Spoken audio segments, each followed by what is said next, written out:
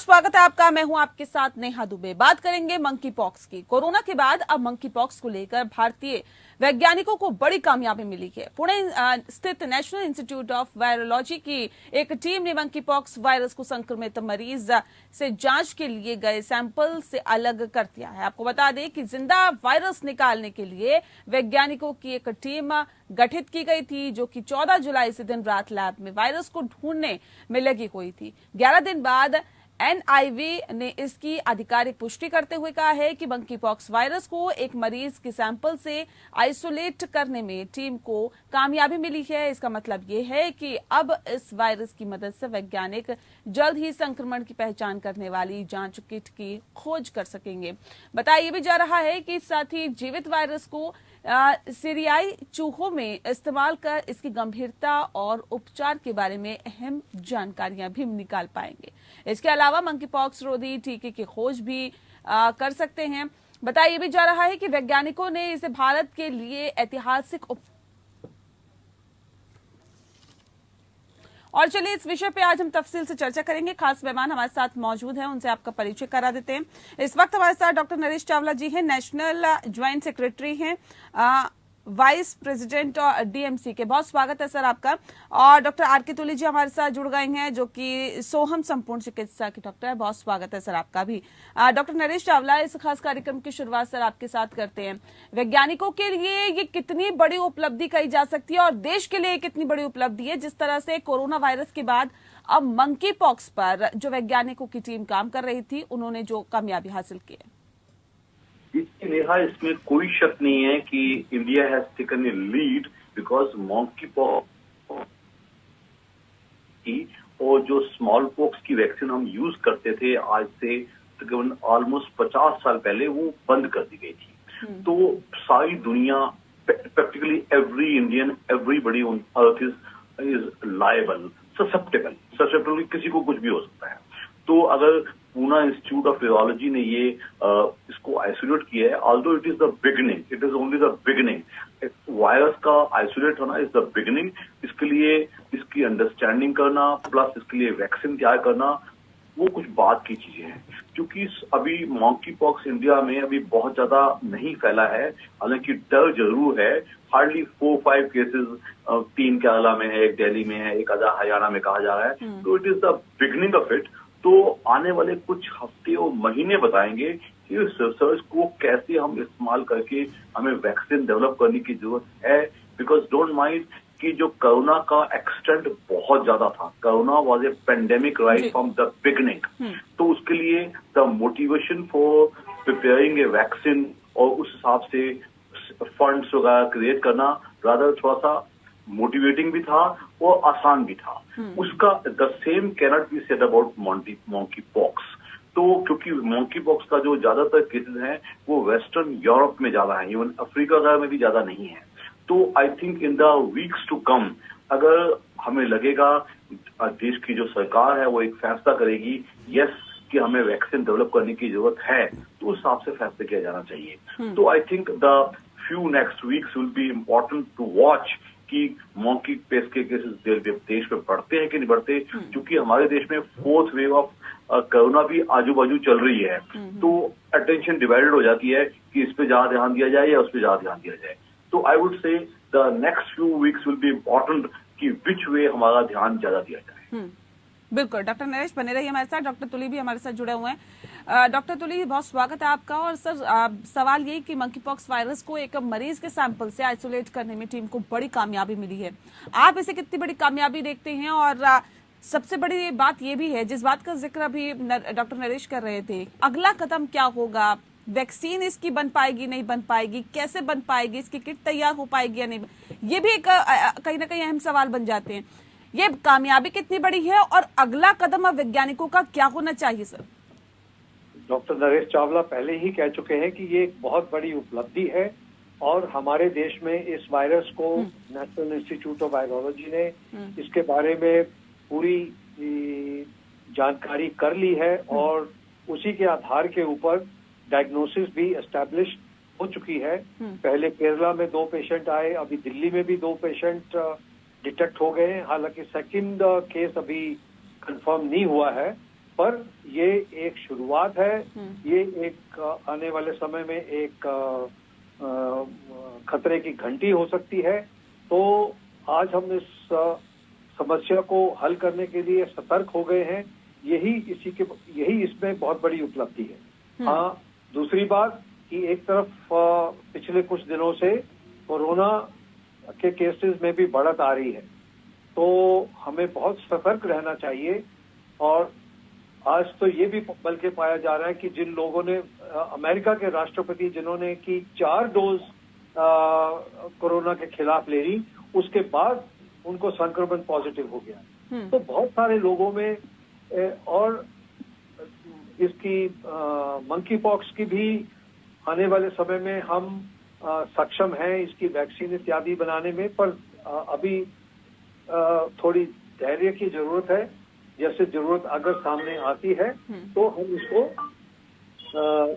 इसके बारे में जरूर तैयारी करनी होगी। But as a holistic physician, यानी कि संपूर्ण चिकित्सक के नाते मैं ये कहूंगा कि हमें इस चीज को बार बार सोचना है कि कितनी भी वैक्सीन बनाते रहें आप, संक्रमण आते रहेंगे, नए नए संक्रमण आते रहेंगे। आज हम कोरोना से जूझ रहे हैं, उससे पहले HIV, हेपेटाइटिस इत्यादि संक्रमण आज भी हमारे समाज में और दुनिया भर में एक्टिव है। तो हमें इस चीज का ध्यान रखना है कि एक लॉन्ग टर्म पॉलिसी हमें इवॉल्व करनी चाहिए, जिसके माध्यम से समाज की, देश की, दुनिया की हमें जो प्राकृतिक रोग प्रतिरोधक शक्ति है उसको डेवलप किया जाए। और हम बहुत भाग्यशाली हैं कि हम भारत के निवासी हैं। हमें मात्र मॉडर्न मेडिसिन नहीं बल्कि जो हमारी ट्रेडिशनल आयुर्वेदिक चिकित्सा प्रणाली है उसकी और भी गौर देना चाहिए। ठीक है सर, इस बात का जिक्र अभी डॉक्टर नरेश ने किया। उसके अलावा आप मुझे कुछ ऐसे पॉइंट्स बताइए जो हमारे दर्शक भी जान सकते हैं कि मंकी पॉक्स को अपने आप से दूर रखना है तो क्या करें।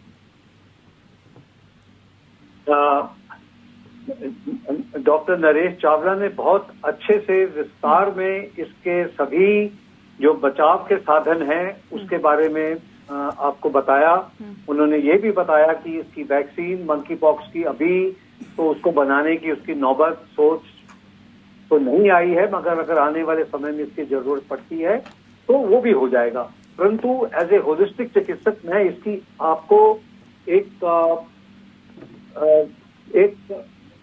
भिन्न व्यू देना चाहूंगा कि वो ये है कि जब हम किसी भी रोग से बचाव करना चाहते हैं तो उसमें सबसे ज्यादा जरूरी है कि हमारी इम्यूनिटी यानी कि हमारी रोग प्रतिरोधक शक्ति वो स्वस्थ होगी तो हमें कोई संक्रमण नुकसान नहीं पहुंचा सकता। जैसे आपने देखा कोरोना काल में भी मात्र लगभग 6 करोड़ भारतवासियों को ही कोरोना हुआ, तो 134 करोड़ लोगों को कोरोना क्यों नहीं हुआ? वो उन लोगों को नहीं हुआ कि जिनका रोग प्रतिरोधक शक्ति स्वस्थ थी। ये हमारा एक प्रकार का कवच है। ये कवच हमारा स्वस्थ रहे तो हमें कोई भी किसी भी प्रकार का संक्रमण तंग नहीं कर सकता। तो जहां हम एक प्रकार जो भी मेडिकल उपाय हैं, जो भी वैक्सीन इत्यादि है, वो एक शॉर्ट टर्म मेजर है और एक लार्जर, एक होलिस्टिक व्यू लेते हुए उसमें हमारी जो वैदिक ज्ञान है, जो कि सिस्टम ऑफ आयुर्वेद और योग इत्यादि के माध्यम से हम उसको अपनी जीवन शैली में लाएं और इससे हमारी सेहत में सुधार होगा, इससे हमारी रोग प्रतिरोधक शक्ति बढ़ेगी और कोई भी संक्रमण हो, जो पुराने संक्रमण है या आज के संक्रमण है या भविष्य में आने वाले कोई भी संक्रमण है, उससे हमारी एक प्राकृतिक कवच बन जाता है। और इसके साथ साथ ये भी बहुत जरूरी है कि जब हम अपनी सेहत का सुधार करते हैं, हम अपनी रोग प्रतिरोधक शक्ति का सुधार करते हैं, तो और जितनी लाइफस्टाइल डिजीजेज हैं, जैसे कोरोना काल में ज्यादातर लोगों की मौत कोरोना से नहीं हुई, बल्कि कोमॉर्बिडिटीज। जितनी कोमॉर्बिडिटीज हैं उनको लाइफस्टाइल डिजीजेस, यानी कि हमने अपनी जीवन शैली को खराब किया, उसकी वजह से हमारा इम्यून सिस्टम, हमारी रोग प्रतिरोधक कमजोर हुई और उसकी वजह से हमें तकलीफ सहनी पड़ी। तो एक विशेषकर एक लॉन्ग टर्म उपाय सोचते हुए हमारे देश सारे विश्व को इस चीज का नेतृत्व कर सकता है कि ना ही बिल्कुल। हमने कोरोना काल में तो देखा सर कि आयुर्वेदिक पद्धति बहुत कारगर साबित हुई, जैसे घरेलू उपाय जिसका जिक्र आपने किया था, आपके घर में लोग रह के काढ़ा पी रहे थे या फिर ऐसे कुछ छोटी छोटी चीजों को अपना रहे थे जिससे कि इम्यून सिस्टम उनका ठीक हो। अपने को हर समय दवाई से बचाव करने की बजाय हम अपने स्वास्थ्य का सुधार करें, बिल्कुल लाइफस्टाइल को ठीक करें। बिल्कुल सही आप बात कर रहे हैं सर। लेकिन मंकी पॉक्स का अगर हम जिक्र करते हैं तो ऐसे में आयुर्वेद का मेन मकसद है, मेरी जीवन शैली कहते हैं, पहला सुख निरोगी काया। ये आयुर्वेद का ये मूल सिद्धांत है कि हम अपनी जो जीवन शैली है वो हमारी निरोग काया होगी तो सबसे बड़ा सुख, सबसे बड़ा स्वास्थ्य हमें उसी से प्राप्त हो सकता है, ना कि हम किसी प्रकार की होम्योपैथिक दवाई या आयुर्वेदिक दवाई, ये सब शॉर्ट टर्म मेजर्स है। इम्यून सिस्टम को आपने ठीक करने की जो तमाम चीजें कही हैं ठीक है, लेकिन हम मंकी पॉक्स का अगर जिक्र करते हैं तो सर इसका कितना कनेक्शन इम्यून सिस्टम से है? और दूसरी बात ये है कि मंकी पॉक्स को दूर अपने आप से रखने के लिए आयुर्वेद की पद्धति कितनी कारगर साबित हो सकती है या फिर प्राकृतिक उपचार कितने कारगर साबित हो सकते हैं और क्या किया जाए उसके लिए? तो वही वाली बात कि मंकी पॉक्स भी उन लोगों को संक्रमण होता है कि जिनका रोग प्रतिरोधक शक्ति कमजोर है। हाँ। तो हमें विशेषकर ये सोचते हैं कि हमारी ये जो शक्ति है इसमें सुधार आए। कैसे? इसी से हमारा एक यूनिवर्सल, और ये हमारे आयुर्वेद का ही मूल सिद्धांत है। जैसे मैंने कहा जी, पहला सुख निरोग काया, तो हम अपनी काया को स्वस्थ रखें, अपना लाइफस्टाइल हेल्दी रखें। लाइफस्टाइल हेल्दी होगा, हमारा स्वास्थ्य अच्छा होगा, हमें कोई tension, stress, anxiety, insomnia, blood pressure, heart disease, diabetes, cancer इत्यादि सभी रोगों से मुक्ति मिलेगी और हर प्रकार के संक्रमण से भी हमें एक कवच, हर समय का कवच मिलेगा।